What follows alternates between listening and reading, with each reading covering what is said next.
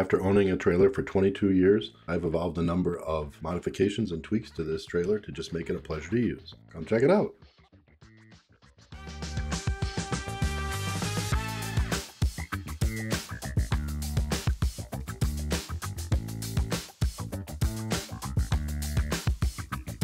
The first thing I did when I got my original trailer was I cut the chains in half. The original design is like this. It has a single chain to a single bolt. If that one bolt were to break, all hell would break loose.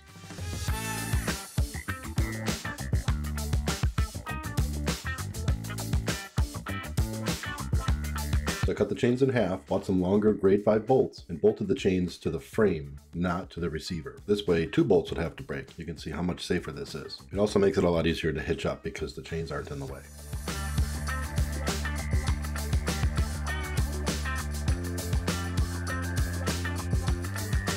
On my original trailer, I put a piece of 2x2 square stock to make the tongue rigid enough to mount this hand-cranked tongue jack. Over the years of parking it with a lot of weight on it, it caused the frame to develop a twist down the length of the trailer. After 19 years when I sold the trailer in 2021, the twist was about 6 inches from high to low.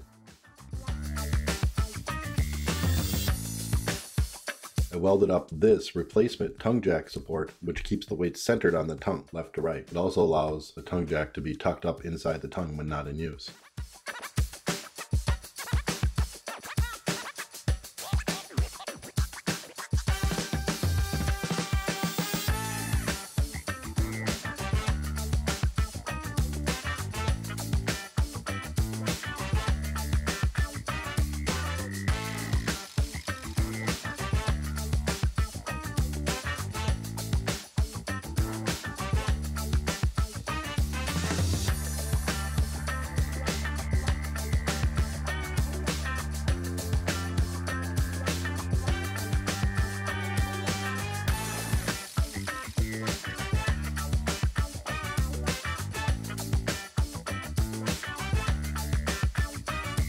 Even with 1,500 pounds on this trailer, it's still easy to roll around by one person on a hard floor. Makes it really easy to move this trailer without having to hitch it to something, a luxury that most people with larger trailers can't enjoy.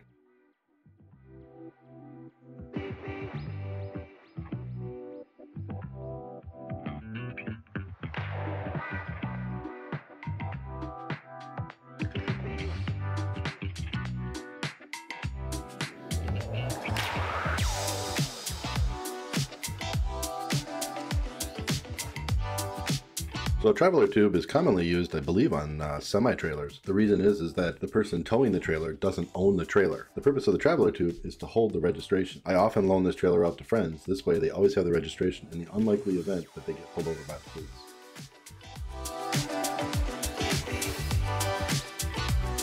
The traveler tube is just PVC plumbing with an end cap on one end and a screw cap on the other, and it's held in place by electrical clamps.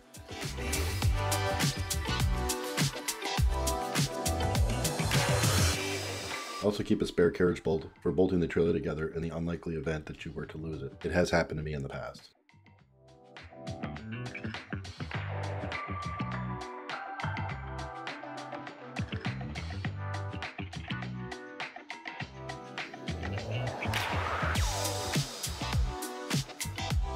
So these U-bolts are used for winching the trailer vertical up and down for folding and unfolding it in a garage. I bought some 3/8 by 3 inch wide U-bolts, drilled some holes, and bolted it to the front and back edges of the deck.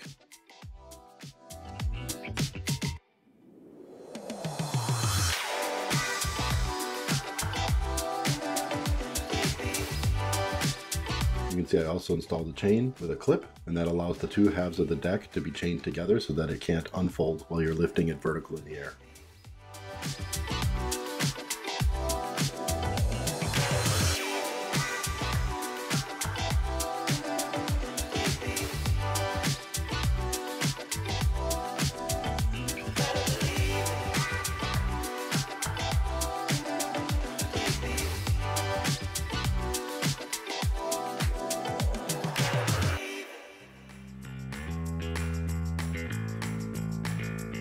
You don't need to have this safety bar. The reason I built it is it's a lot easier to unfold the trailer when you're not trying to hold the tongue out. When I'm folding and unfolding this trailer, I always stand off to the side. This way, if it fell or if something were to happen, it would not hit me.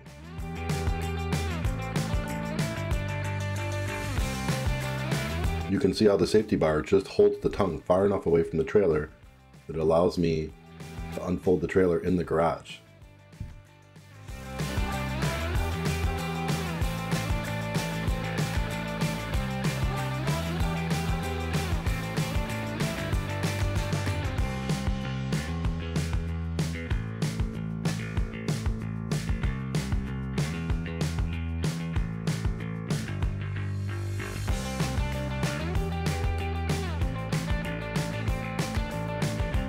There's nothing to putting this trailer together. There's 2 carriage bolts in the back that bolts the rear deck to the frame, and there's 2 pins in the front that bolts the tongue to the front frame. Here I'm showing the back 2 carriage bolts. I'm bolting through the deck, through the frame, which is where the axle is attached. I'm using 3/8 stainless steel carriage bolts with a washer, lock washer, and nut, and I'm putting it on pretty tight.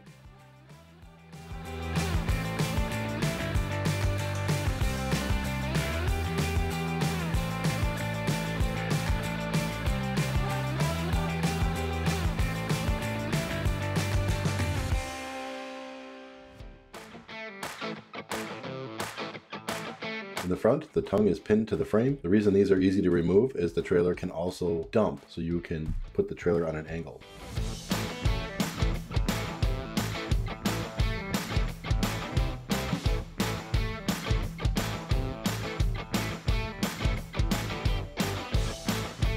Whatever you do, don't use the license plate holder that comes with the light kit. The vibration in this trailer can be extreme, and that's how I lost the original license plate for my trailer. Well, it worked for the longest time as I just bolted the license plate to a piece of steel and bolted that to the picket fence. The problem with that was that whenever I was flatbedding the trailer, I didn't have a license plate on it.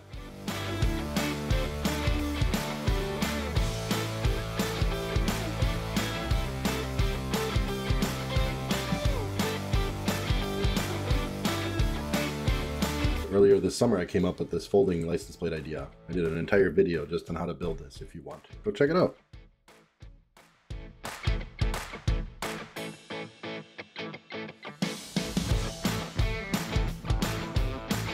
This is just regular old 3/4 inch good plywood. What makes it last is the paint. 2 coats of primer and 3 coats of exterior house paint. And every couple of years I put another coat of house paint on it.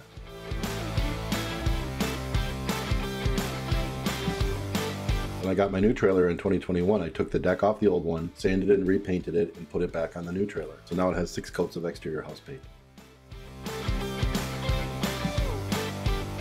Thank you to James for helping me put all the carriage bolts in.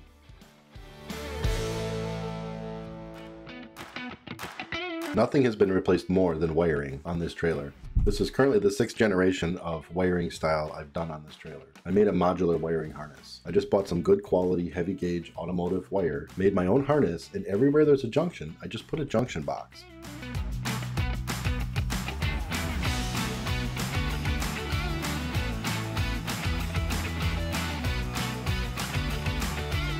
The junction box has holes drilled in it to allow the humidity to escape.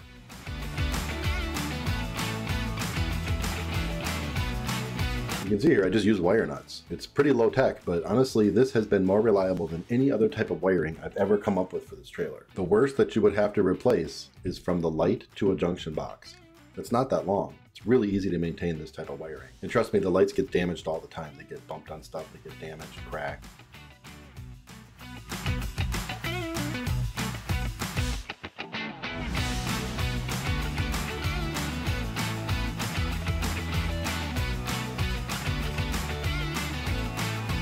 The other secret to the wiring here is that I ran the ground from the vehicle all the way to every light. I'm not using the frame ground at all. So every light has 2 wires, the power and the ground. That also makes these lights so much more reliable.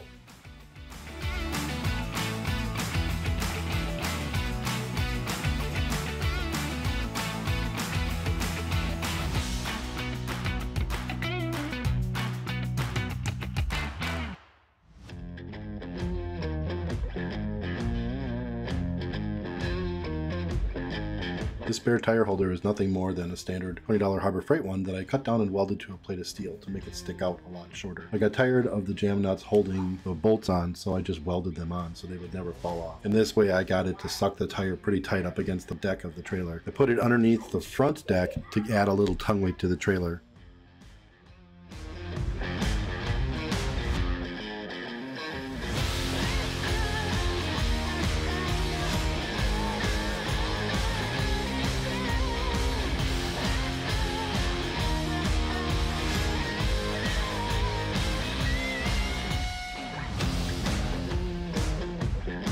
The only tool you need to put this thing together is a 9/16 socket, and that's to tighten the two frame carriage bolts. Everything else is no tools. Just makes it easy and fast. You also don't need to carry tools with you if you need to take the trailer partially apart to load it.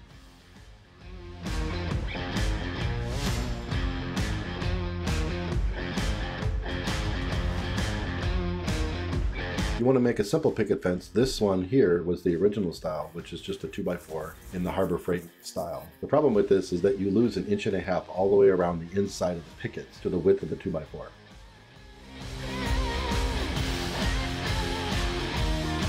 You see here at the corners, no tools, they just lock into each other. Piece of cake.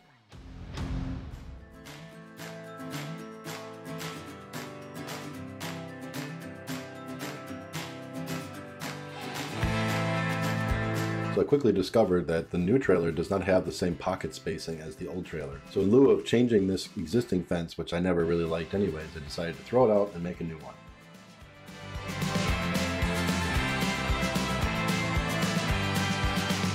That's what I did this summer. This one's made out of oak and maple, and everything is rabbeted, so I can use the full size of the deck. I reused all the corner hardware and the locking pin styles.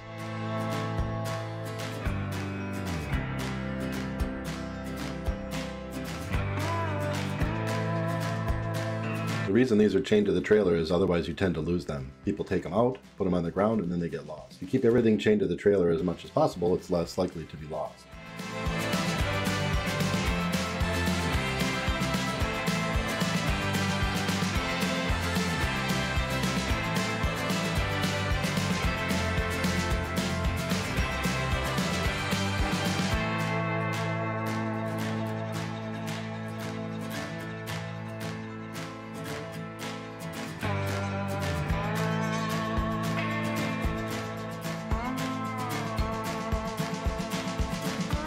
The real magic trick with this trailer is the fact that I can get an entire trailer that's 12 foot long, 5 foot wide in a garage, and you don't even know it's there. You see I've got the picket fence tucked alongside the van, off in the corner of the garage that's normally not accessible. The trailer itself folds up and pushes into the back of the garage behind my workbench. It's like it's not even there, which is usually where it lives most of the time. But it's so handy to have a pickup truck without owning a pickup truck.